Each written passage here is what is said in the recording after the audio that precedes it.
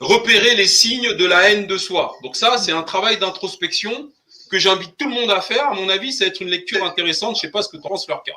Oui, je veux bien. Démarre. Les obstacles. Alors, j'ai pas réussi à avoir un document plus propre. Bon, on va faire avec. Les obstacles que nous rencontrons dans l'existence sont souvent le fruit d'une profonde détestation de nous-mêmes.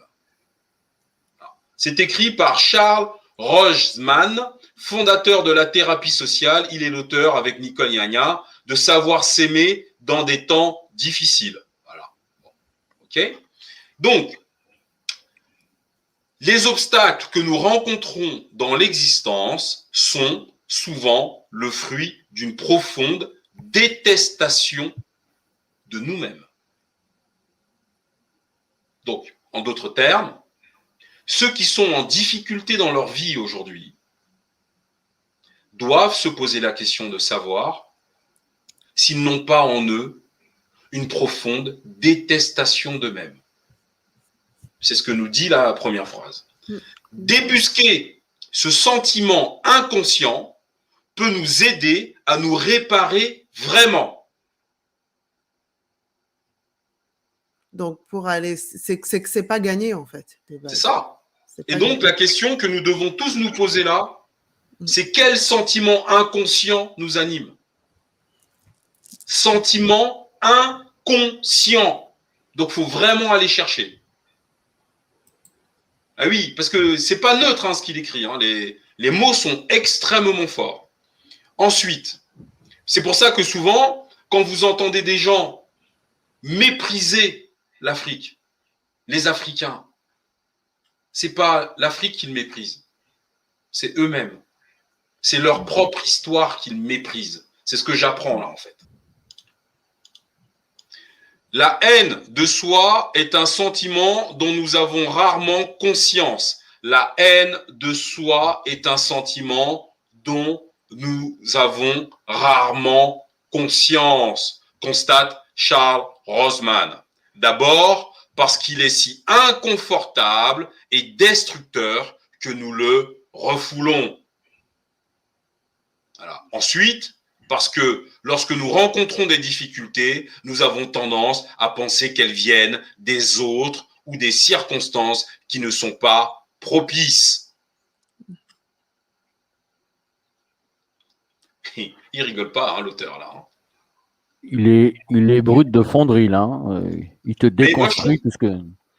Moi, je trouve qu'il est, personnellement, je trouve qu'il est vraiment dans le vrai, moi. Je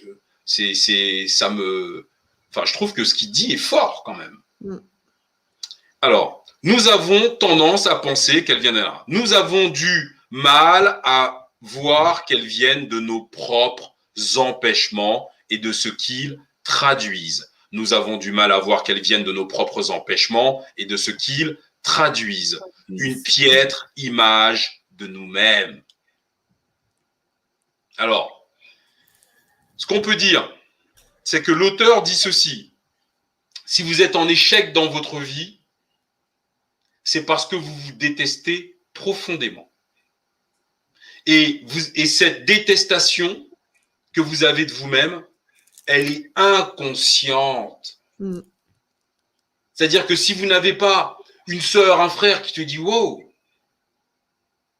pour essayer de vous faire prendre conscience que vous avez un mauvais rapport à vous-même, c'est compliqué ça, compliqué. Alors, pourquoi parler de haine plutôt que de manque de confiance ou d'estime de soi? Parce qu'il s'agit d'un sentiment sans nuance qui produit une image déformée et diabolisée de soi. On se voit tout entier mauvais, indélicat, incapable. Alors, cet être monstrueux que nous voulons à tout prix dissimuler aux autres et à nous-mêmes est une créature blessée. Enfant, nous avons été meurtris dans notre famille ou dans notre vie sociale par des railleries, des culpabilisations répétées, des mises à l'écart, des abandons ou des maltraitances qui aujourd'hui encore alimentent notre honte de qui nous sommes. Ces violences, ouais. Oui, ce qu'il dit là, c'est malheureusement la vicissitude de notre vie. Et c'est pour ça que Anso, par exemple, quand on va exposer nos enfants à des messages qui les abîment, qui les maltraitent émotionnellement et qui les meurtrissent, eux, ils s'en souviennent toute leur vie de manière inconsciente. C'est ça le travail des tamous. Ils savent que ça va avoir un effet à long terme sur le psychisme terrible. C'est terrible. Terrible en plus parce que si tu veux, ce n'est plus des railleries. Quand tu étais à l'école maternelle de trucs, on ne voulait pas jouer avec toi parce que tu étais noir. Là, c'est pire parce que c'est mondial. C'est le monde. C'est pas des petits cons à la récréation qui te prennent la tête, là. Là, c'est dans toutes les télévisions du monde. Où que tu ailles, quand tu es noir et un enfant, tu es exposé à ce type de message. Où que tu ailles. Où que tu ailles. Tu ne peux pas y échapper. Sous des formes différentes. Hein. Exact. Sous des formes différentes. C'est-à-dire que là, c'est à la télévision, c'est dans le magazine, c'est sur Twitter, tu l'as vu sur Facebook, tu l'as vu sur Insta, machin. Mais merde, quand tu es un gamin, mais c'est très compliqué de grandir en Occident quand tu es face à ce genre d'image. En Afrique, on n'a pas ce genre de truc. Donc on grandit. Moi, j'ai pris des stagiaires là. Mamadou, il a 18 ans. Ça fait 2 ans qu'il est là. Il vient du Sénégal. Mais va voir le calme. Mais les autres stagiaires me disent, mais Mamadou, putain, mais le mec ne parle jamais. Il a 18 ans, mais la maturité d'un homme qui en a 30. Et il vient du Sénégal. Par contre, ceux qui sont nés en France, là, mais ils sont agités, mais un truc de dingue. Mais lui, il n'a pas vécu avec ça, quoi. Il est posé. Donc, on continue. Alors, où est-ce que j'en étais? Je perds ma souris, elle est là. Alors, donc je reviens un peu en arrière. Cet être monstrueux que nous voulons à tout prix dissimuler aux autres et à nous-mêmes est une créature blessée. Enfant, nous avons été meurtris dans notre famille ou dans notre vie sociale par des railleries, des culpabilisations répétées, des mises à l'écart, des abandons ou des maltraitances qui aujourd'hui encore alimentent notre honte de qui nous sommes. Et je pense que sincèrement, si nous faisons un véritable travail d'introspection de qui nous sommes, aujourd'hui en Occident, nous avons honte à des degrés différents de ce que nous sommes. Fétiche, nous avons honte parce que on nous a inculqué ça. Et regarde tous les mots qui sont répétés ici, des mises à l'écart, des abandons, des maltraitances. Mais tout ça, nous les Noirs, nous subissons ça tous les jours. Depuis tout petit. Est-ce que on doit se construire là-dedans. Alors, à l'écran, nous avons la lettre de Willy Lynch pour rejoindre un petit peu le propos. Voilà ce qu'il dit. On est en 1712, quelque chose comme ça. On est en plein cœur de l'esclavage. Messieurs, vous connaissez bien la cause de nos problèmes. Je n'ai pas besoin d'élaborer. D'accord? Je vais revenir sur le document. Je n'ai pas besoin d'élaborer. Je ne suis pas ici pour vous les énumérer. Je suis ici pour vous présenter une méthode qui vous permettra de les résoudre. Dans mon sac ici, j'ai une méthode à toute épreuve pour contrôler vos esclaves noirs. Je garantis à chacun d'entre vous que si vous implantez bien mon système, vous commanderez les esclaves pendant au moins 3 siècles. Ma méthode est simple. N'importe quel membre de votre famille ou de votre plantation peut l'employer. J'ai noté un certain nombre de différents parmi les esclaves, et je manipule ces différences afin de les amplifier. J'emploie la crainte, la méfiance et l'envie pour les diriger. Ces méthodes ont fonctionné sur ma modeste plantation dans les Indes occidentales et elle fonctionnera dans tout le Sud. Prenez cette simple petite liste de différences et réfléchissez-y. Sur ma liste, il y a l'âge, mais seulement parce que le mot commence par A. La seconde différence est la couleur ou le teint. Il y a également l'intelligence, la taille physique, le sexe, la taille des pantalons, le statut sur les plantations, l'attitude des propriétaires envers certains esclaves, la différence entre les esclaves qui vivent dans la vallée ou sur une colline, à l'est ou à l'ouest, au nord ou au sud, entre ceux qui ont les cheveux fins et les cheveux crépus, où ils sont plus longs ou courts.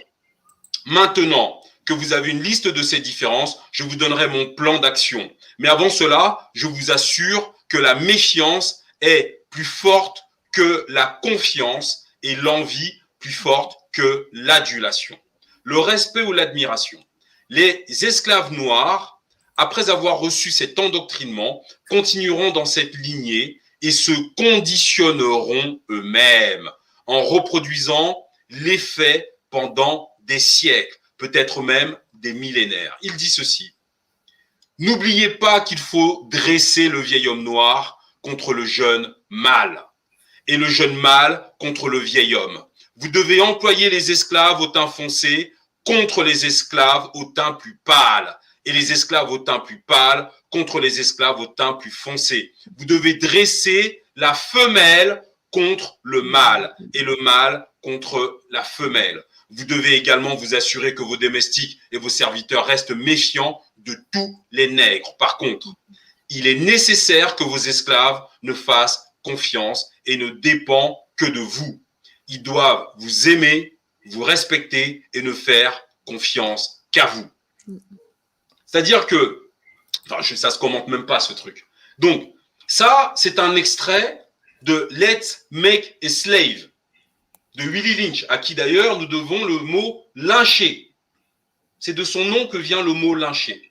Donc en réalité, je pense que quand nous abordons ces sujets de détestation de soi, pour certains d'entre nous dans notre communauté, il ne faut quand même pas oublier que nous avons été braconnés comme des animaux pendant plus de 1500 ans. Ça a commencé avec les Arabes, d'accord ? Et que derrière, on a subi des traitements comme ça. Donc, je continue rapidement et après on revient à notre thème. Et ça nous permet de Principes comprendre. cardinaux pour la fabrication d'un nègre. De peur, parce qu'il faut comprendre que ce qu'on est en train de lire là, aucun peuple sur Terre ne l'a subi avec autant de violence et sur une durée aussi longue. Donc, il est normal que cela nous ait marqué, même génétiquement parlant.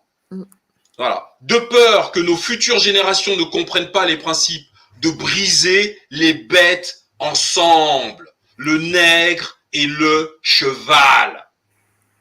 Nous comprenons que la planification économique à court terme entraîne un chaos économique périodique afin d'éviter les turbulences dans l'économie, c'est-à-dire des hauts et des bas.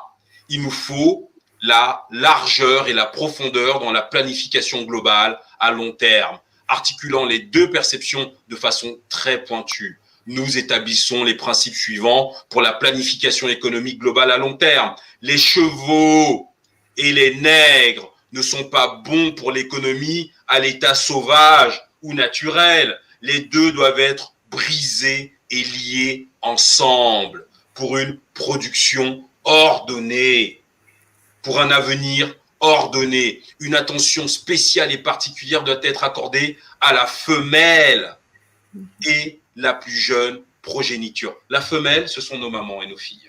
D'accord ?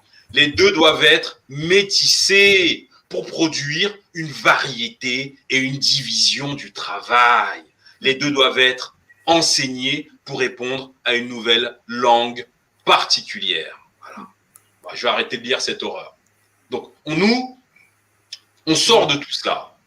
D'accord ? Ce qui est intéressant de dire à la sœur, c'est que ces propos peuvent paraître très très violents et abjects, mais ils ont encore lieu et sont encore valables dans les sociétés modernes que nous avons maintenant. Et toutes ça n'a pas disparu. Ça n'a pas disparu, voilà. C'est ça que je voulais dire à Anso. Qu'elle comprenne ça. Ça n'a pas disparu, pourquoi ? Parce que aujourd'hui, nous sommes le peuple qui faisons peur au monde entier. Pourquoi ? Parce que la culture, c'est nous. Les sciences, c'est nous. La médecine, c'est nous. Le calendrier, c'est nous. On est en 6258 quand ils sont en 2021. L'astronomie, en fait, c'est nous. L'économie, c'est nous. Et donc aujourd'hui, il faut continuer à briser les noirs. Pourquoi ?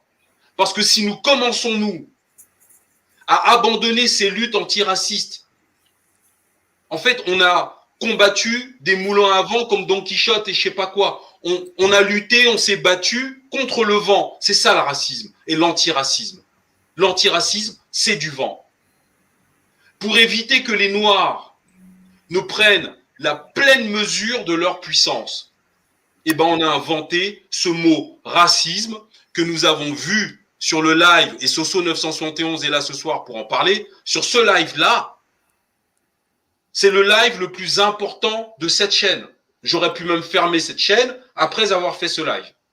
Et je vous invite à aller le voir.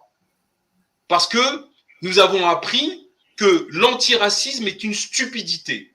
Et le mot racisme n'a même pas 120 ans. Et c'est un piège sémantique. Avec un mot, on a enfermé 2 milliards d'êtres humains, nous, dans une espèce de guerre contre le vent.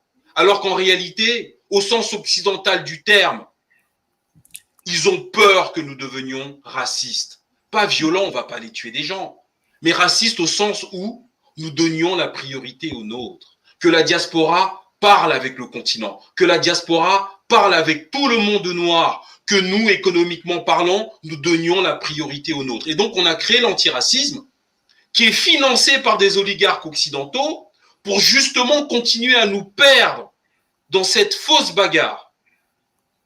Donc, c'est pour ça qu'il faut sortir de ça. Mais pour autant, il ne faut pas essentialiser.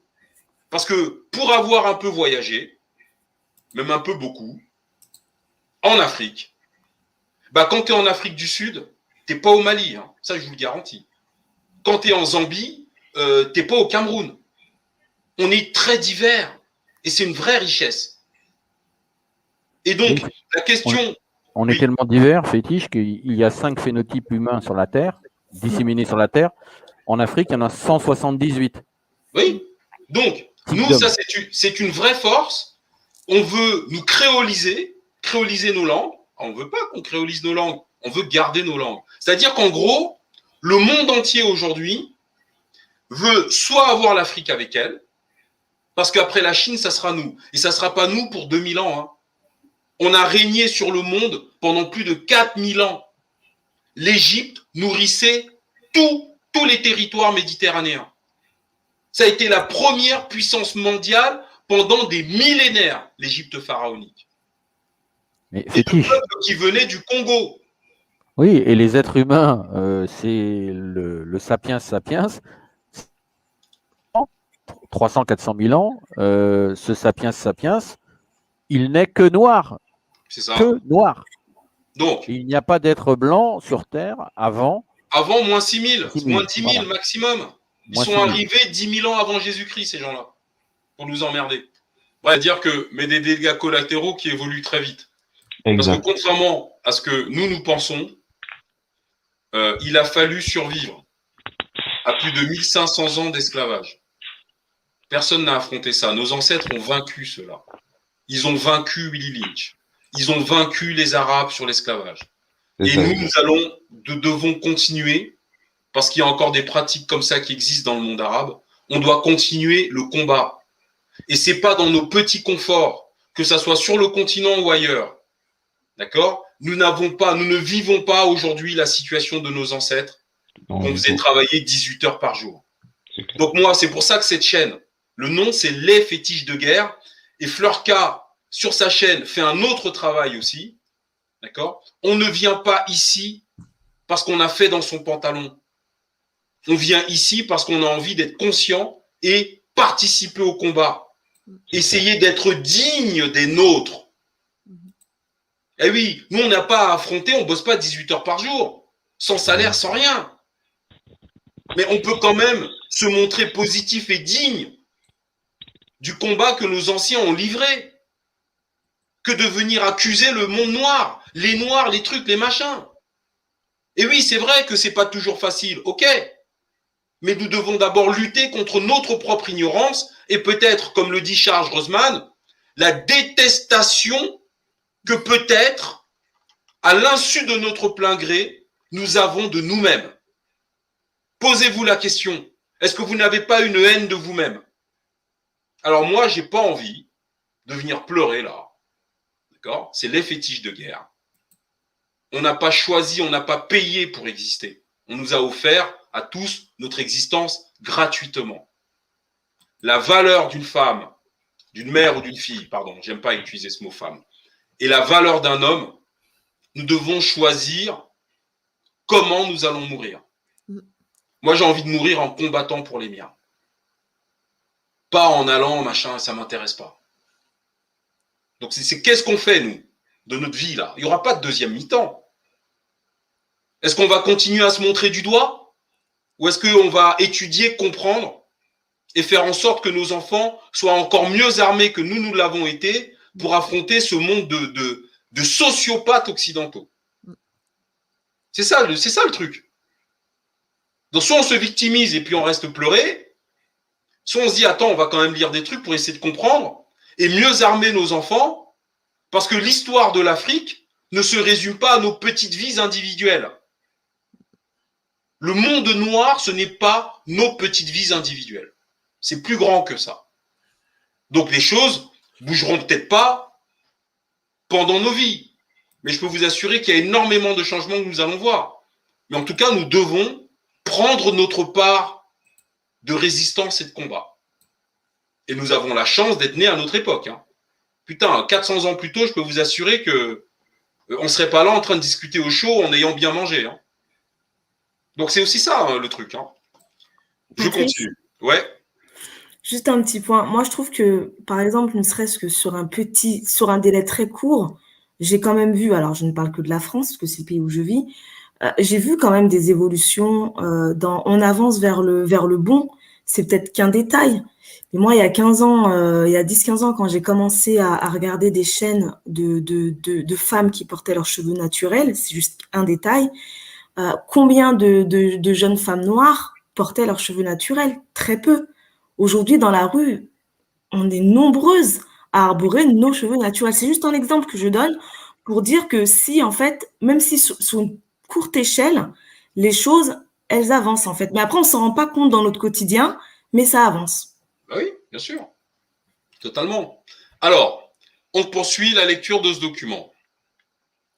Je vais revenir sur le dernier paragraphe. Ces violences du passé nous font toujours redouter de mal faire, nous conduisent à nous effacer au profit des autres ou à nous soumettre à ceux qui nous effraient. Florca, c'est ça, non?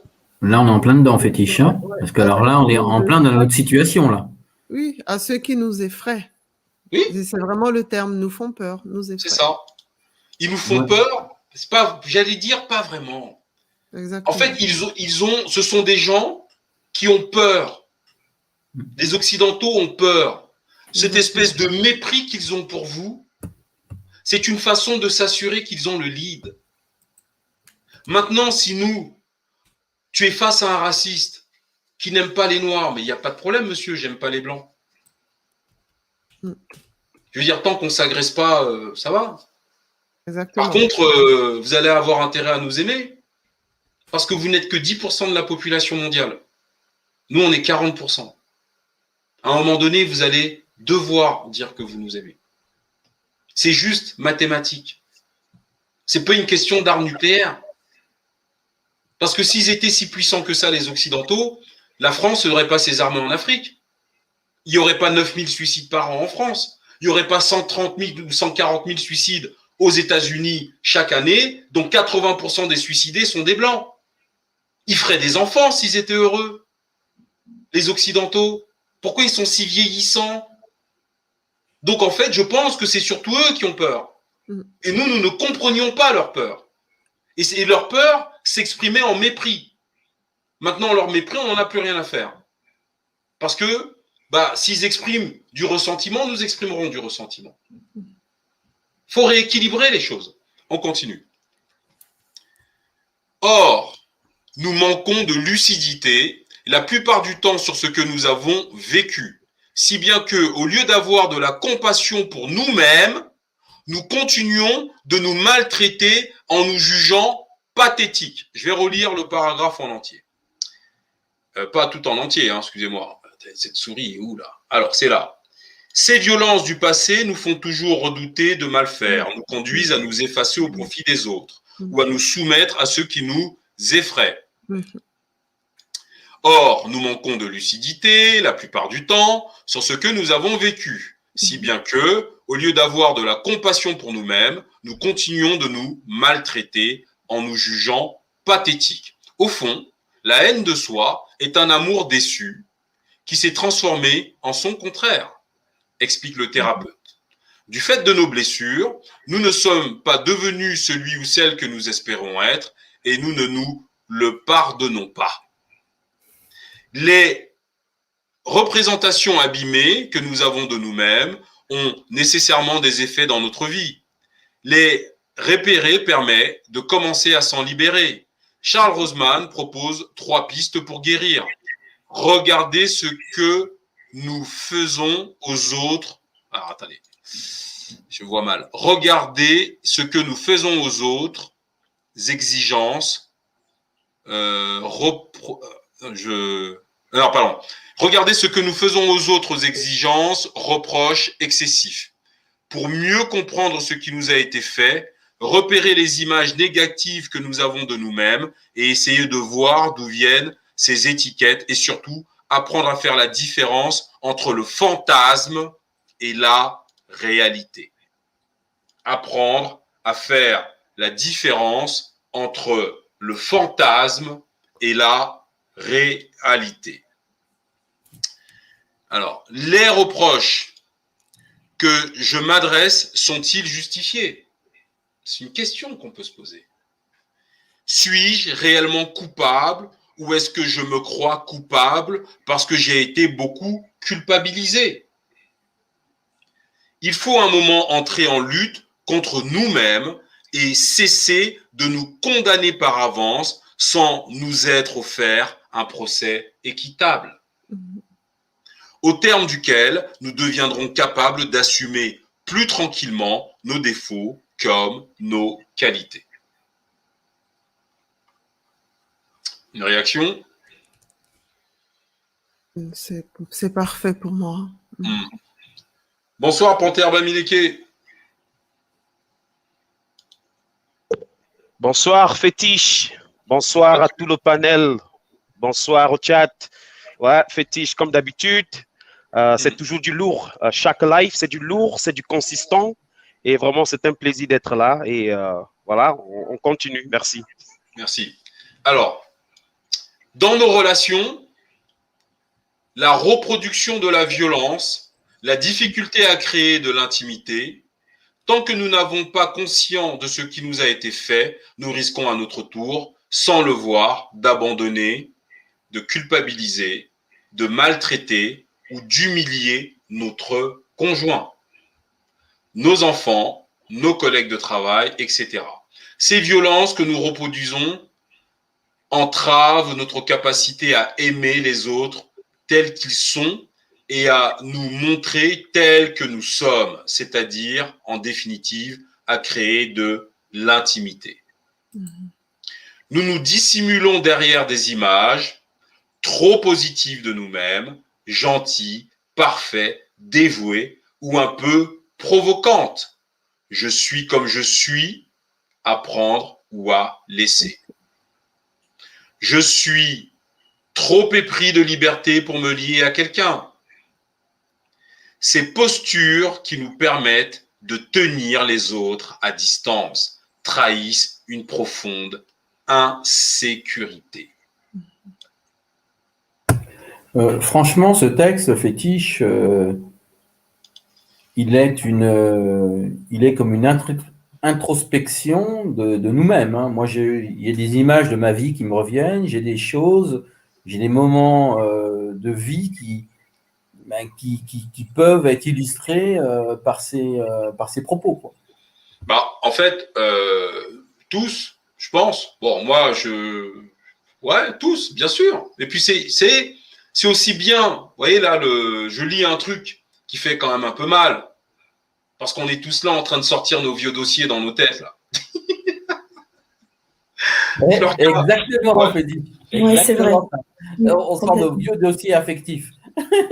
C'est ça. Donc, Florca, une réaction? On est bien dedans, moi. C'est Pour bien. moi, Ah oui, oui, oui. Tu sais, on est sur en la plein chaîne des dedans. fétiches de guerre. On est là pour avoir mal. On va pas en guerre en pensant que on va pas être blessé et qu'on va refaire son mascara pendant qu'on est à cheval. C'est pas possible, ça. De toute façon, les habitués, les anciens de la chaîne savent comment ça se passe. Alors, Fleurka, je vous ai posté le lien de la chaîne de la sœur. Il faut aller vous abonner parce que c'est un tout autre registre. C'est j'allais dire, une certaine violence feutrée. C'est-à-dire qu'on apprend des trucs, on prend des tarifs, mais dans un contexte un peu cosy. Hein, c'est pas un truc de barbare comme ici, quoi. Moi, par contre, j'ai juste sur ce paragraphe-là, j'ai juste perdu un peu le. Alors, tout ce qui a été lu, voilà, je trouve que c'est très très juste et sur certains points, je me reconnais personnellement. Et du coup, j'ai quand même perdu un peu le lien avec le sujet initial en fait, donc le racisme et comment dire, le sentiment d'infériorité. J'ai perdu un peu le lien sur l'aspect je suis comme je suis, c'est apprendre ou à laisser. Je fais plus le lien en fait avec le sujet. Mais en fait, le paragraphe est totalement lié au sujet. C'est-à-dire que la relation que l'on a avec les autres, que ça soit dans son intimité, j'allais dire conjugale, avec ses enfants, au sein de sa famille, au travail, ce rapport qu'on a à soi-même est totalement lié au sujet du soir. C'est de ça dont on parle. Donc on parle de cette haine de soi dans nos relations. C'est totalement lié au sujet. Cette haine de soi dans notre accomplissement, dans nos accomplissements. Cette haine de soi, regarde, dans notre corps. Pour moi, tout ça est lié au sujet. C'est le rapport qu'on a à soi-même. Donc, en gros, lui, ce qu'il expliquerait, d'une certaine façon, c'est que donc je suis trop épris de liberté pour me lier à quelqu'un. Ok, donc finalement, quand on veut mettre trop de distance, même dans ses relations intimes ou proches avec les autres, on trahit sa propre insécurité, bien sûr. On trahit une profonde insécurité. En fait, inconsciente, en fait. Une insécurité inconsciente. Voilà. C'est-à-dire que le problème, et c'est ce qu'il illustre très très bien là-haut, en introduction, il dit ceci. Alors, attendez, cette souris là, faut que bon. Les obstacles que nous rencontrons dans l'existence sont souvent le fruit d'une profonde détestation de nous-mêmes. Débusquer ce sentiment inconscient, peut nous aider à nous réparer vraiment. Ça veut dire quoi? C'est très très grave. Hein, ce sentiment inconscient, on n'en a même pas conscience. Donc ça veut dire qu'aujourd'hui, tous ceux qui sont dans un échec, moi dans le texte, je vous dis, je peux même vous dire où je me retrouve totalement. Je connais mes propres défauts parce que t'es toujours, moi j'instruis toujours à charge et à décharge, en toutes choses. Et en moi d'abord. Donc je me fais pas de cadeaux. Et donc justement parce que peut-être que j'ai une préoccupation, c'est celui de pas passer à côté de trucs à la con où je suis totalement à la rue et alors que je me passe la pommade, alors que je suis totalement à côté de la plaque. Eh oui. Donc, moi, sincèrement, le texte, il me plaît beaucoup, moi, perso. J'ai trouvé comme ça à l'arrache tout à l'heure. Mais moi, j'aime bien. Parce que, l'air de rien, Charles Grossman, bah, on peut dire qu'il dit pas n'importe quoi. Hein. Bon, on continue. Dans nos accomplissements, je sais que tout le monde est en train de prendre un tarif là et commencer à sortir ces cold cases là, essayer de voir si, bon, voilà. Dans nos accomplissements. Donc, des rêves abandonnés. Des talents entravés. Des talents entravés. Le fait de ne pas s'aimer suffisamment entraîne aussi une difficulté à réaliser ses objectifs. On ne prend pas ses rêves au sérieux. On n'ose pas affirmer ses envies. On ne s'en donne pas les moyens. Et oui, ça fétiche, c'est pour nos enfants. Hein. Quand nos enfants ils rêvent d'être médecins, d'être avocats, de ce qu'ils veulent, des grandes fonctions, on va dire, eh ben, il y a des gens qui sont là pour les entraver, en fait, et pour les empêcher qu'ils fassent leurs accomplissements ou qu'ils rêvent de ces accomplissements quand ils seront adultes. Alors, moi, ça me fait penser à une chose. J'ai des amis locaux. Il y a un truc qui m'avait toujours impressionné. Chez mon meilleur ami, bon, sa mère qui est très âgée, elle avait un comportement avec ses enfants, moi, qui me faisait halluciner, ses petits-enfants. Elle était en permanence en train de les encourager. Elle les a toujours encouragés. Bah là, il y en a une qui vient de faire HEC et l'autre Sciences Po. Et c'est quelque chose de familial. C'est-à-dire que chez eux, moi je les connais depuis que j'ai 15 ans, en fait, je n'ai jamais vu, alors forcément à un moment donné où les enfants se prennent une brimade, mais il y a un encouragement en toute chose, en fait. Et quand je lis ce que dans nos accomplissements, oui, nous devons peut-être, je ne suis pas là pour donner des leçons d'éducation non plus, mais moi je retrouve cet encouragement permanent, encourager même les choses les plus folles, que les enfants les réalisent ou pas, c'est de l'encouragement. Moi, c'est ce que ce petit bout de paragraphe me fait penser, moi. C'est le fait d'être toujours positif avec nos enfants, toujours positif, etc. Et avec soi-même d'ailleurs. Mais on continue. Alors, cette souris. Voilà. Alors, la vie que l'on voudrait vivre est toujours remise à plus tard. On ne se sent ni digne ni capable d'être heureux. Alors, on se conforme ou bien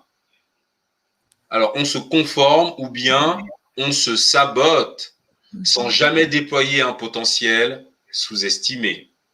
L'ennui et le sentiment de passer à côté de sa vie, je ne le vois pas bien moi, de sa vie sont des signes forts d'une haine de soi que l'on ne reconnaît pas.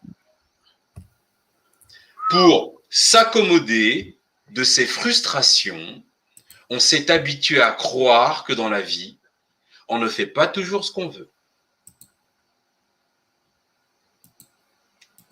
On est bien d'accord. Et dès l'enfance, le truc, c'est que si dès l'enfance, tu conditionnes, enfin, tu es conditionné comme ça, c'est que la petite graine qu'on te sème, en fait. Oui, c'est ça. Et tu restes comme ça. Et pour les femmes noires, c'est la même chose, hein, parce que quand tu remontes, surtout concernant les histoires de dépigmentation et tout ça, beaucoup parlent, il y a effectivement le colorisme, on parle aussi des hommes noirs, de certains hommes noirs, hein, comme on dit, il ne faut pas essentialiser, donc de catégories d'hommes noirs qui préfèrent des femmes plus claires. Ben, c'est aussi parce qu'eux, ils sont malades, hein, puisque voilà, il faut y revenir. C'est que quelque part, il y a aussi ce problème-là chez eux. Parce que le problème, les complexes, tout ça, ce n'est pas spécialement réservé aux femmes, les noirs aussi. Donc, ce type de complexe se manifeste chez eux à travers leur goût, justement, pour les femmes plus claires. Ce n'est pas le fait, attention, je précise, ce n'est pas le fait d'aimer une femme claire qui a un problème. Quand tu as un homme, selon moi, tu as le droit d'aimer celle que tu veux, encore heureux, qu'elle soit jaune et tout, c'est pas ça le problème. Mais à partir qu'elle soit jaune, verte, blanche, enfin, ça, on s'en fiche un petit peu. Mais à partir du moment où tu considères qu'une femme est plus belle parce que son teint est plus clair, moi, c'est là que tu me poses problème, en fait. Et c'est là qu'on parle justement de hiérarchisation et on parle de colorisme. Donc, ces hommes-là qui sont coloristes, justement, ben, courent plus vers les femmes plus claires et du coup, les femmes au teint plus foncé se sentent exclues. Et c'est ce qui emmène justement ce phénomène de dépigmentation. Outre ça, deuxième cas, certaines femmes noires parlent aussi de trauma qui remontent à l'enfance. Il y a des blessures d'enfance. Quand tu vois dans des familles, par exemple, où on fait des photos et qu'on met la fille la plus foncée derrière et on met les filles les plus claires devant parce qu'elles sont plus jolies à regarder selon les photographes. Ce sont des traumas en fait. Donc la fille foncée qui grandit, elle grandit déjà avec une mauvaise image d'elle-même parce que toute petite, on la mettait derrière. Quand il y a des mariages ou des cérémonies ou des grands baptêmes, vous savez, comme ça se fait chez nous là, au pays, ce ne sont pas des filles qu'on met devant parce qu'elles sont foncées. C'est juste pour expliquer que c'est vraiment très, très, très profond. C'est pas une histoire de… Parce que je vois souvent dans les campagnes qu'on fait, on dit oui, arrêtez d'utiliser les produits éclaircissants, vous allez mourir du cancer. Oui, mais et alors? C'est pas ce qui va régler le problème. C'est un peu comme si tu montres c'est comme ce qu'on fait avec les fumeurs. On monte le paquet de cigarettes, on dit bien fumez-tu. Mais ça n'empêche que le fumeur, il achète. C'est la même chose avec les produits éclaircissants, en fait. Elles savent que c'est dangereux, mais c'est pas ça. C'est que c'est vraiment dans la tête, c'est très profond. Le racisme ne se combat pas, il s'affronte. C'est-à-dire que quand on vient nous parler de Victor Hugo, nous, on peut parler de Pécéchette. Quand on vient nous parler de Voltaire, on peut parler d'Imhotep. Quand on vient nous parler de Louis XIV, on peut parler de Ramsès II. C'est-à-dire que nous, on n'a rien à leur envier à ces gens. Et moi, je pense que mes neveux, j'ai commencé à les briefer. Il ne faut plus combattre le racisme. Ah bon, tonton? Bah oui. Mais alors, mais comment on fait? Bah, il est fier de quelque chose. Mais parle-lui de l'histoire de l'Afrique. Et tu verras la tête qu'il va faire. C'est-à-dire, c'est terminé. Ils veulent faire œuvre de fierté. Bah, nous aussi, nous allons le faire. Et on verra le résultat à la fin. Et bah oui. Quand il a expliqué, on a vu sur le live ici, Pécéchette, physicienne, chef médecin, chimiste. On est en 2263 avant Jésus-Christ. Bah oui, mais qu'ils me montrent, moi, eux, là. 1500 ans avant Jésus-Christ, les femmes européennes, occidentales et arabes avaient les mêmes droits que le mouton. Chez nous, en Afrique, elles étaient reines. Elles étaient scientifiques. Mais oui, donc on veut parler de racisme, mais il n'y a pas de problème. Maintenant, on montera dans l'arène, nous, pour comparer. Pour comparer les sciences, pour comparer la culture, pour comparer tout. Et nous verrons. Et c'est justement parce qu'ils ne souhaitent pas que nous prenions conscience de nos forces passées et actuelles. Bah que justement ce mot-là existe. Donc il ne faut plus le combattre. Vous êtes fiers, mais on va parler de fierté. Il n'y a pas de problème. Et d'ailleurs, nous, ça va aller hyper loin. Sans nous, vous êtes médiocres. Mais gagner une Coupe du Monde sans un Noir en équipe de France. Rien que ça, déjà. Voilà. Donc, en fait, il ne faut plus avoir peur du racisme. Il s'exprime, on va s'exprimer nous aussi. C'est tout. Tout à fait, c'est clair. Hein? C'est clair, Donnant. C'est donnant. Tu donnes, je te donne. Ça, c'est clair. Hein? Tu gifles, je te gifle. Je parle verbalement. On rappelle que monsieur Rochman nous explique la haine de soi. Les obstacles que nous rencontrons dans l'existence sont souvent le fruit d'une profonde détestation de nous-mêmes. Débusquer ce sentiment inconscient peut nous aider à nous réparer vraiment. Nous parlons de la haine de soi. Alors, dans notre travail, la haine de soi dans notre travail, l'ambition empêchée, le syndrome de l'imposteur. On l'a tous connu, ça, en tant que noir en France au boulot, le syndrome de l'imposteur. De la même manière, la haine de soi retient d'évoluer professionnellement. Si l'on est persuadé d'être nul, si l'on ne se donne pas le droit à l'erreur, le fait d'être mis en difficulté devant de nouvelles tâches et exposé à la critique peut être insupportable. Plutôt que d'écouter son envie de progresser, on prétend qu'on n'a pas d'ambition. Quand on laisse ça aux autres, on retourne le mépris que l'on a de soi contre ceux qui réussissent et que l'on envie sans pouvoir l'admettre. Commente Charles Rochman. Lorsque l'on accède malgré tout à des postes à responsabilité, le syndrome de l'imposteur guette. On ne se sent pas à la hauteur des fonctions qui nous ont été confiées et l'on est terrifié à l'idée d'être démasqué, décrit-il. La haine de soi empêche de reconnaître son propre mérite. Si l'on réussit, c'est que les autres se sont trompés sur notre compte.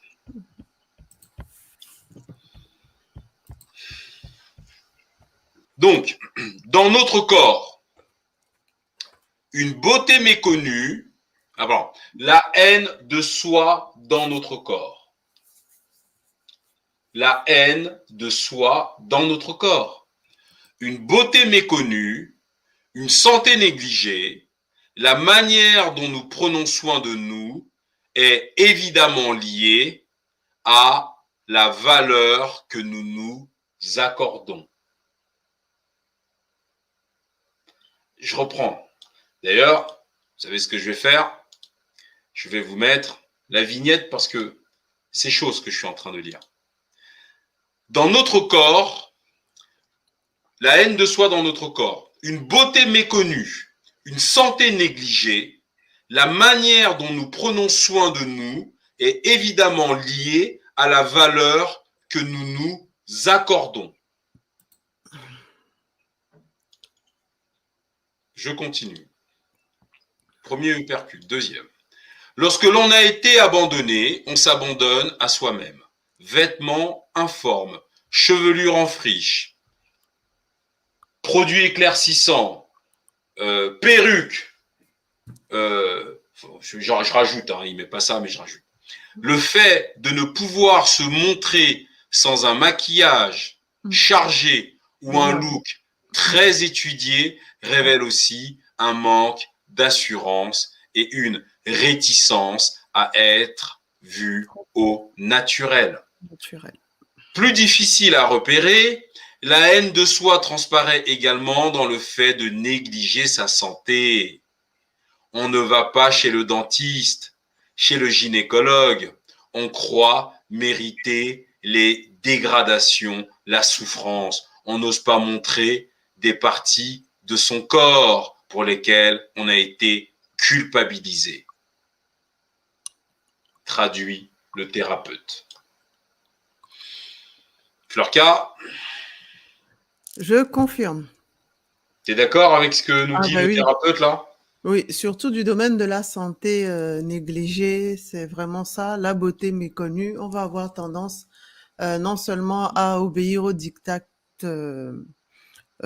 sociaux, à la pression justement, à répondre justement à cette fameuse pression, mais bizarrement, on voit la beauté ailleurs, mais pas chez nous. Tu vois? C'est-à-dire, c'est pas que les locaux, quoi. Hein. On va avoir tendance à trouver les filles indiennes plus belles. Les filles, vous voyez, les filles asiatiques plus belles. Elles le sont, elles sont magnifiques, mais on ne va pas avoir dans cet esprit-là à nous voir nous-mêmes, en fait. Le regard est toujours dirigé vers l'autre. Mais c'est lié encore à la couleur de peau. Parce que je pense que graduellement, on a été vraiment listé à la dernière place, quoi. Quant au, tu sais, dans leur hiérarchisation, là. Oui, dans leur hiérarchisation. Voilà. Mais ça, c'est parce que nous aussi, nous leur avons laissé. Exactement. Ce sont des traumas qu'on développe. C'est ça. C'est-à-dire qu'ils sont moins de 10% de la population. Moins de 10%. La France, un tout petit pays à la con, un petit territoire, rien du tout. Putain, nous, on est 30 millions de kilomètres carrés, on se fait emmerder par quoi, là? Si demain, nous décrétons, nous les Noirs, qu'on boycotte les produits français, il n'y a plus de France. Si en Afrique, dans nos pays, nous décidons qu'on ne va plus faire de plein chez Total, vous croyez qu'ils vont faire quoi, les mecs? Ils vont fermer, hein, faut pas rêver. Hein. Parce que c'est l'économie, c'est l'argent. Donc ne leur donnez plus votre argent. Vous allez voir. Eh oui. C'est ça le truc. Ils vont dire qu'il y a un sentiment anti-français. La blague, 400 ans d'esclavage. À cette époque-là, en effet, on n'avait pas de sentiment anti-français, selon eux. Exactement. Donc, la blague, on continue. Alors, donc, maintenant, dans nos dépendances. Donc, nous avons vu la haine de soi dans nos relations, dans nos accomplissements, dans notre travail, dans notre corps, j'ai envie de relire celui dans notre corps, il est court. Et maintenant, après, on va enchaîner sur dans notre dépendance. Donc, dans notre corps, on va le reprendre parce que c'est quand même le thème du soir. La haine de soi dans notre corps, une beauté méconnue, une santé négligée, la manière dont nous prenons soin de nous est évidemment liée à la valeur que nous nous accordons. Lorsque l'on a été abandonné, on s'abandonne soi-même.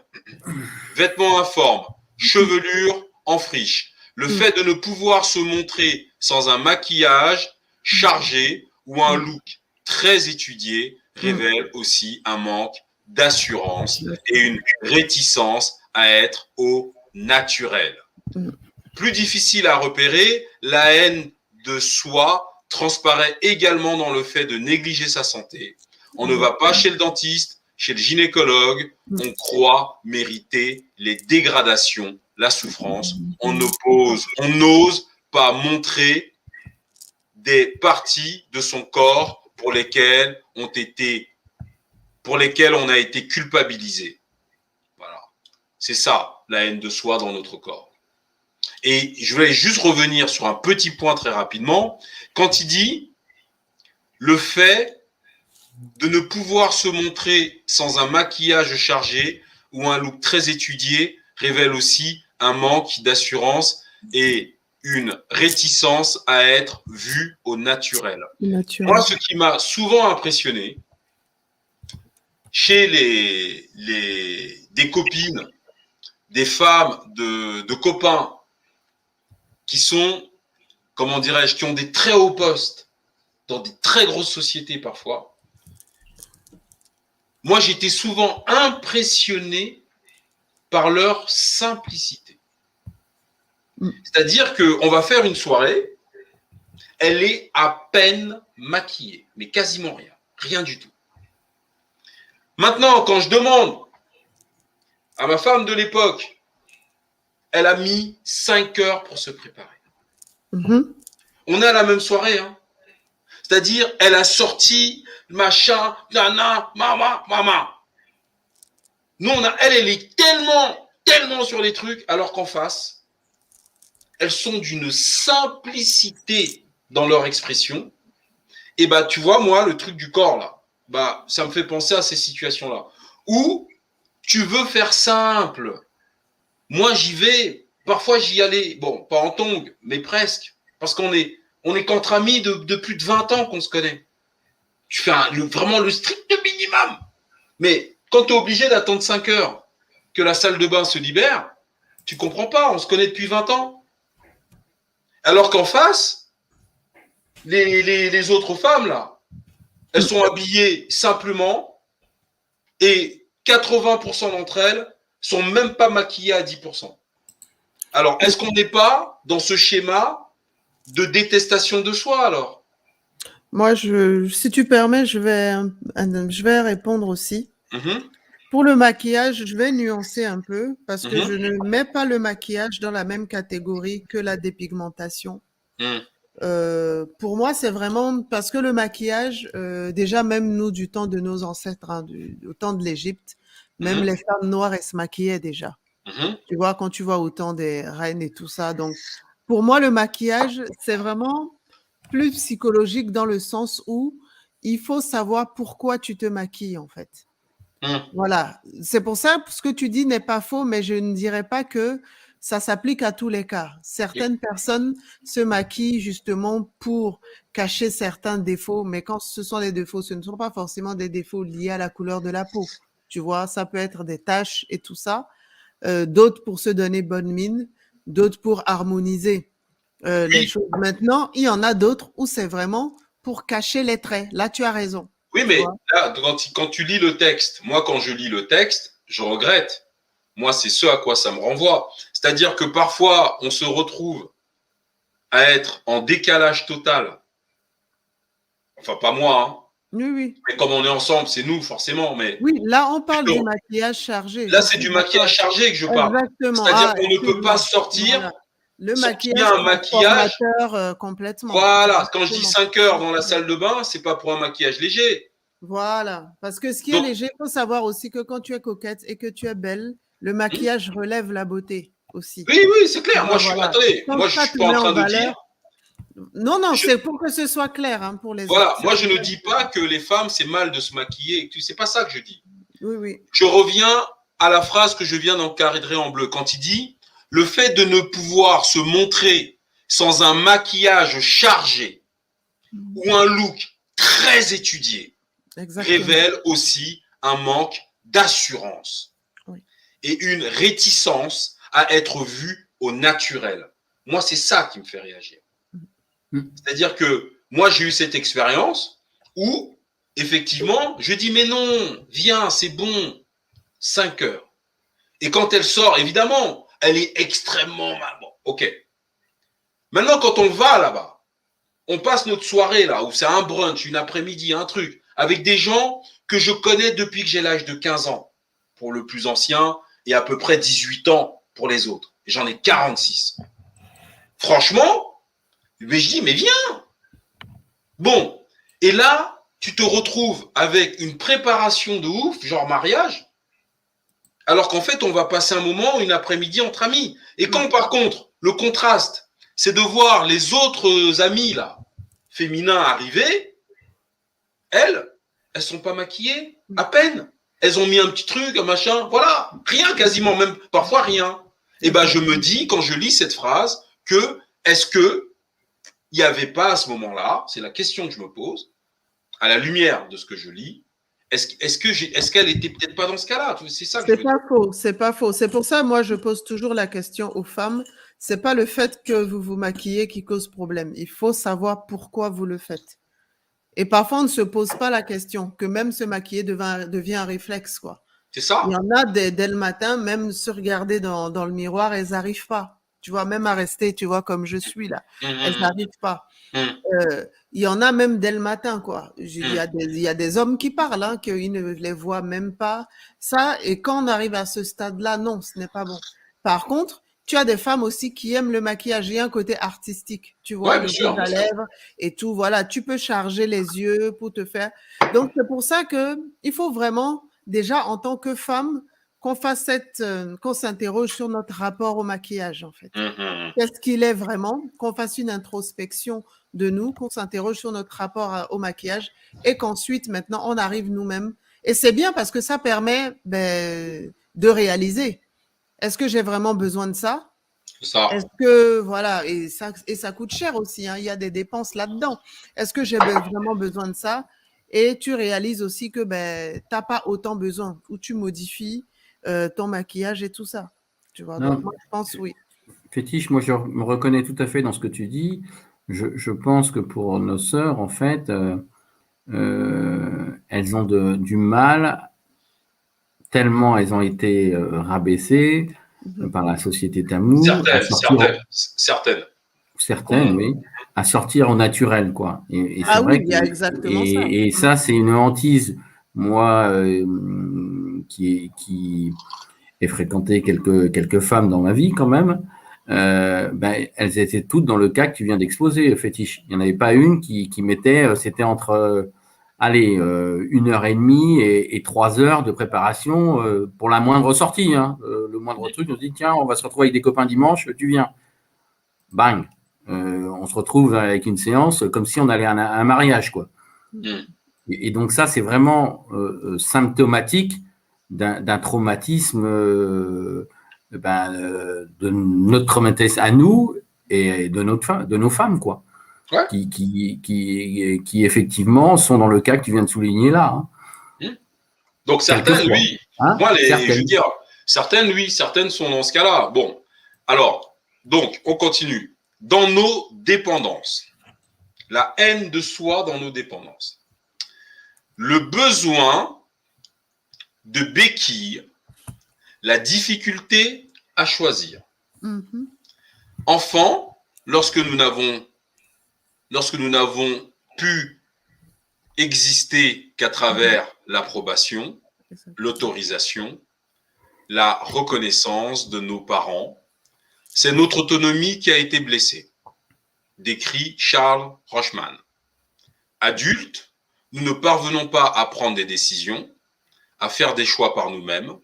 Nous continuons d'avoir besoin de nous, ados, non, oh là là, excusez-moi, j'ai du mal à lire le truc. Nous continuons d'avoir besoin de nous adosser à quelqu'un ou si ce quelqu'un fait défaut à quelque chose. Alors, je relis. Adultes, nous ne parvenons pas à prendre des décisions, à faire des choix par nous-mêmes. Nous continuons d'avoir besoin de nous adosser à quelqu'un ou, si ce quelqu'un fait défaut, à quelque chose. Cette dépendance fait le lit de nos addictions. Elle crée aussi une vulnérabilité particulière au harcèlement et aux pervers narcissiques. Elle exprime, en tout cas, notre conviction que nous ne méritons pas d'exister par nous-mêmes.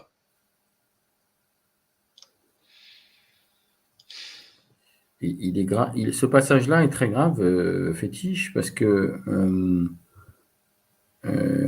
la première partie de ce passage évoque en fait notre manque d'indépendance morale. Ouais. Et il souligne que l'indépendance morale, on attend toujours quelqu'un d'autre, un sauveur, un homme providentiel, ou des choses comme ça qui vont venir nous apporter des solutions ou leur validation. Mais où est notre indépendance et notre fierté morale là-dedans? Exactement. On n'a pas. Une question d'Adama. Je suis désolé, Adama. Moi, je vois pas du tout de quoi tu parles. Je vais laisser les spécialistes là. Il y a Panther Bamileke, il y a Bala, il y a Judoka, il y a Kashmi. Je vais laisser les spécialistes répondre, mon frère. Je savais même pas que ça existait, moi. Les diables. Mais, ça, ce qui est donné là par Adama, c'est tout simple. Hein. C'est aux États-Unis, ils ont fait en sorte que les hommes noirs puissent facilement se féminiser, quoi. Et donc, comme l'homme noir est une cible perpétuelle du système, il cherche à l'atteindre dans sa masculinité, et ça marche en fait, hein, parce qu'aux États-Unis, vous avez de nombreux personnes de la communauté qui basculent dans tout ce qui est transsexuel et tout ça. Donc en fait, c'est une façon de détruire la famille noire en fait. C'est vrai, c'est true. Voilà, donc mais ça, là, je vous incite à aller voir de nombreux reportages qu'il y a sur YouTube sur ce sujet-là. C'est la manipulation est très très connue. Et ce qu'il faut savoir, c'est que tous les médias vont reprendre les uns après les autres des images et des notions qui vont amener l'homme noir à se féminiser. Ouais, bah justement, putain. Donc, c'est une manipulation qui existe depuis une vingtaine, une trentaine d'années aux États-Unis. Ça existe depuis des siècles. C'est la perversion de l'homme noir. Ça nous remonte même à avant les Willy Lynch, ça. C'était pour casser la masculinité de l'homme noir, en fait. C'est ça. Exactement. Pour casser le mythe et ils tentent de casser ça parce que depuis le temps de l'esclavage, on les voyait, c'était des hommes baraques, vous savez, imposants. Même du temps où ils étaient esclaves, ils dégageaient, en fait, en masculinité, en force, en présence physique. Donc, il y a toujours eu cette crainte déjà. Et ça continue, hein. Ils font vraiment une chasse à la masculinité de l'homme noir. Là, jusque maintenant, ça se vérifie. Les contrôles, là, tous les contrôles incessants de police, tout ça, c'est souvent des contrôles où c'est lié à la virilité. Hein. C'est plus des combats de coq. C'est plus des combats de coq qu'autre chose. Hein. Mais c'est ça, c'est plus des combats de coq. Hein. Des hommes noirs qui, vous savez, qui marchent seuls. Et puis, exactement. Vous les voyez, souvent, c'est du... Et comme au corps à corps, ils n'arrivent pas, ça sort des matraques. Vous vous posez la question, qu'est-ce qu'ils ont fait? Mais il y a ça aussi. Et ça, ce sont des choses qu'on n'explique pas. Donc, ça se passe plus au niveau des énergies, des vibrations. C'est parce que naturellement, l'homme noir dégage. L'homme noir dégage des choses, quoi.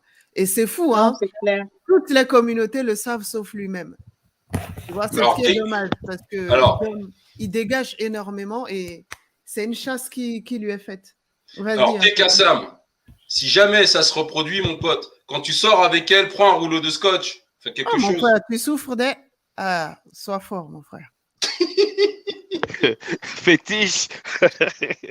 Bah non, Ouais, de scotch, ça veut dire quoi? Bon, pour recoller, non? vous n'êtes pas. Il y a des youtubeurs là, qui font ça. Ouais, ouais. Bon, un petit commentaire que je voulais faire, Fétiche, par rapport aux hommes qui se maquillent, tu vois. En fait, nous avons perdu nos doctrines traditionnelles ancestrales. Nos codes traditionnels sont perdus. C'est pas pour autant pour dire qu'il n'y a pas des gens qui naissent efféminés. Il y a des hommes qui naissent efféminés. Et là, chez nous, en Afrique, il y a des doctrines traditionnelles, il y a des rituels, il y a des procédures qui se passent afin que voilà, cette personne soit récupérée et soit dirigée et positionnée dans sa trajectoire. Mais par contre, en Occident, dès que ça se passe, on sait tout ce qui se passe. Un enfant qui naît homme, et parce qu'il est un peu efféminé, dit à ses parents, il préfère être femme. Et là, on va lui faire une chirurgie. Donc, Après, je te laisse oui, terminer. vas-y, Florca, Après, vas-y. il faut préciser aussi quelque chose, c'est que la féminité et tout ça, la masculinité, à la base, tout est énergie, en fait. Donc, tout est une histoire d'énergie. Et la façon dont c'est géré s'explique, quand tu vois la façon dont c'est géré, c'est une traduction de la conception et de la vision, justement, et du paradigme, en fait.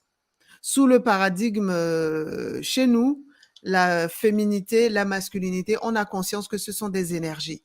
Et on sait que les énergies sont la base. Voilà pourquoi ça ne choque pas forcément, contrairement à ce qu'on peut penser, ça ne choque pas justement qu'il y ait un homme qui ait beaucoup d'énergie féminine. Parce qu'on a conscience que l'être humain naît avec les deux. Et on sait que chez nous, nous avons une vision sexuée du monde. Et nous avons une vision binaire, complémentaire, homme, femme et tout ça. Donc, un homme peut être avec des énergies masculines et féminines et une femme aussi. On le sait de base. Maintenant, chez nous, la nature est équilibre. Donc, le rôle des anciens, lorsqu'on est dans un village, dans une communauté, c'est d'harmoniser en fait. Donc, lorsqu'on va voir un homme qui a beaucoup d'énergie féminine, on ne va pas le prendre comme un malade. On va le lier justement à un déséquilibre. Vous voyez, des énergies. Donc, la conception est autre, en fait. Donc, comme ce sont des énergies à rééquilibrer, c'est là, comme tu as dit, mon frère, il s'ensuit des rituels. Vous voyez, des initiations et des choses qu'on fait pour justement rééquilibrer. C'est comme chez nous, on ne dit pas que quelqu'un est malade. On dit justement que l'organisme est déséquilibré. Hein, il faut rééquilibrer parce que souvent, le corps, c'est souvent trop de choses ou pas assez. C'est ce qui emmène, par exemple, des maladies, vous voyez, des cancers et tout ça. Tout est histoire d'équilibre et d'énergie. Par contre, ici, comme ils n'ont pas la vision, justement, ils ne prennent pas de hauteur pour gérer ce genre de situation, ben, ils gèrent les choses de façon pratique, de façon matérielle, de façon physique, de façon visuelle. Donc, l'homme a beaucoup d'énergie féminine. On va dire, bon, il s'ensuit ce que tu as dit, tu vois. Chez eux, ils le règlent comme ça. Ils le matérialisent, ils le légalisent, enfin, voilà tous les noms qu'on peut donner.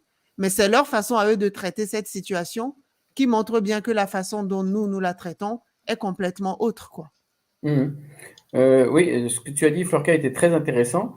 Et d'ailleurs, il y avait un monsieur sur Internet, là, dont je ne me souviens plus le nom, mais je vais le retrouver, qui parlait que dans les actes sexuels, en fait, on faisait des additions d'énergie. Oui, ça Et s'appelle donc, du transfert le fait d'avoir des d'énergie. relations sexuelles avec quelqu'un permettait de se construire, de se renforcer soi-même et, in fine, de donner la vie. Et que l'objectif final était ceci, au-delà de l'aspect plaisir Ce n'est même charnel. pas Et donc, au-delà. La base, c'est la reproduction. C'est la base. exactement. Et le plaisir accompagne cet acte qui est la finalité de l'acte. En fait, Exactement. c'est ça. Exactement. Et je trouve que les Tamous, ils ont tout renversé. Ils disent d'abord, on se fait plaisir, Voilà, tu on as a sa compris, mon jouissance, frère. son plaisir personnel ou à deux. Exactement. Et puis après, c'est complètement à l'envers de notre approche africaine de la C'est sexualité. ça. C'est pour ça il faut remonter, il faut juste comprendre ces points-là et comprendre pourquoi la vision, elle est tellement… En fait, ça peut pas, parce que de base même, la vision n'est pas la même. Vous voyez, nos ancêtres, ils avaient anticipé tout ça. Et eux aussi, hein, ils l'ont anticipé, mais à leur manière. Donc, c'est pour ça, aujourd'hui, ce à quoi on assiste là, ce n'est que la découlante, en fait. Les conséquences de choses qu'ils gèrent, mais de façon factuelle, de façon physique et tout ça. Mais chez nous, c'est pas du tout pareil. Chez nous, même le rapport sexuel, c'est pas n'importe quoi. C'est pas pour rien qu'on parle de transmutation. On dit bien qu'un couple forme un égrégore. Tu vois, c'est pas pour rien. Deux personnes qui se mettent ensemble, c'est parce que par ces énergies-là que vous diluez et tout ça, vous formez un égrégore. Donc, c'est pas rien, en fait, hein, et c'est pour ça que même un mariage, une dot, toutes les dots et tous les vrais, c'est parce qu'il y a tout plein de rituels autour. Donc, tout est vu de cette façon-là. Donc, c'est complètement différent ici. Et c'est pour ça que tant que l'approche, la vision, la conception de base, elle est différente, mais c'est normal que la gestion soit tout autre, en fait. On peut pas se comprendre. Bon, ok. Bien. Nous allons poursuivre. Alors, je sais pas qui me proposait de mettre un truc. Ouais, Dina Noir. Non, c'est pas la sœur Dina Noir qui m'a parlé de ça. Je sais pas qui m'a parlé de Dina machin X, je sais pas quoi. Industrie Baby. Bon, je suis allé voir. Ça m'intéresse pas de montrer ce genre de choses sur la chaîne des fétiches de guerre. Je rappelle le nom de la chaîne, c'est les fétiches de guerre. Donc, nous, on n'est pas là pour entrer dans les trucs. Alors, avant de démarrer cette deuxième partie, en fait, je trouve que, comme a dit un peu Furka et comme vous le dites tous, en fait, on est confronté à l'abominable. En fait, on est un peu livré aux mœurs de gens qui n'ont aucune morale, aucun savoir-vivre et sont quasiment pas humains. Le capitalisme est né de l'esclavage de nos ancêtres. Et quand aujourd'hui on fait faire à des hommes noirs ce qu'on a vu, Industrie Baby, je sais pas quoi, ce que je viens de voir à l'instant, c'est toujours dans le même but. L'argent. C'est tout. Ces gens n'ont aucune morale.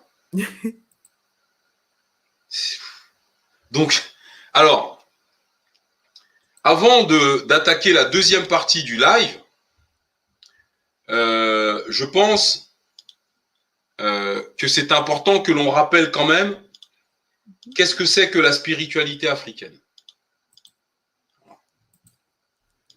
Donc, qu'est-ce que c'est que la pensée philosophique et spirituelle africaine? Elle s'appelle l'ancestralisme. C'est un monothéisme. Voilà ce qu'il en est dit. L'ancestralisme est une religion.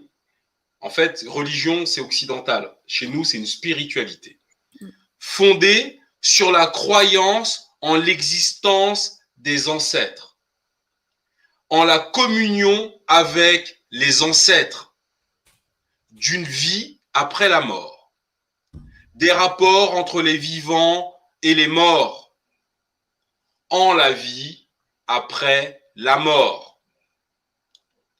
L'ancestralisme africain est un monothéisme. Elle est fondée sur la croyance en un seul Dieu, l'ancêtre des ancêtres, celui qu'on appelle le proto-ancêtre. Le vivant reçoit la vie de ses ancêtres biologiques connus, et ces derniers le marquent d'une empreinte indélébile par la transmission de l'héritage génétique pour toute sa vie.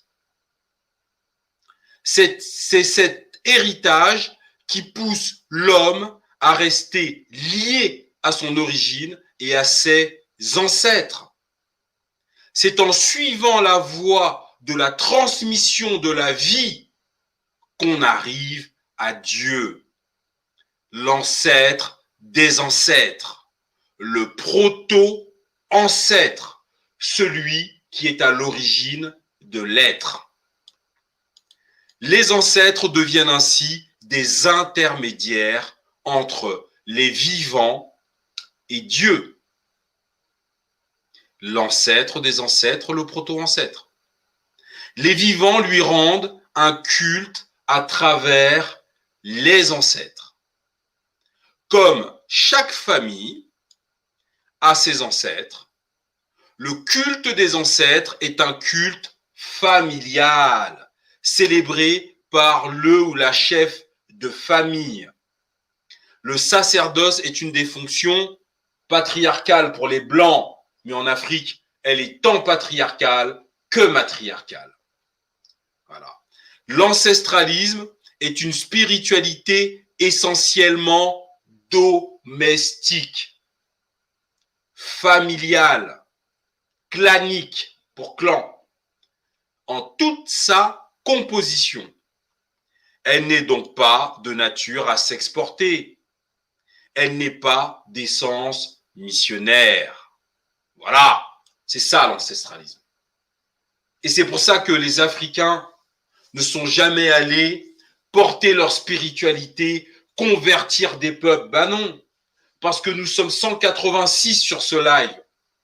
Mais on a chacun nos ancêtres. Les miens ne sont pas les mêmes que ceux de Panthère Bamileke, ceux de Dina Noir. Si nous voulons retrouver le chemin vers Dieu, nos ancêtres nous ont livré cet héritage que nous avons chacun en nous. Ce patrimoine génétique. En Afrique, c'est la science qui prévaut. Même en spiritualité, c'est la science. C'est pas un type à qui on aurait parlé dans une grotte chez nous. On hérite du patrimoine génétique de nos ancêtres. Et si nous sommes vivants, c'est bien qu'ils ont été là, eux aussi. Et Dieu est le plus ancien de nos ancêtres. Et donc, pour parvenir à celui-ci, eh bien, nous devons demander à nos ancêtres d'intercéder pour nous auprès de Dieu.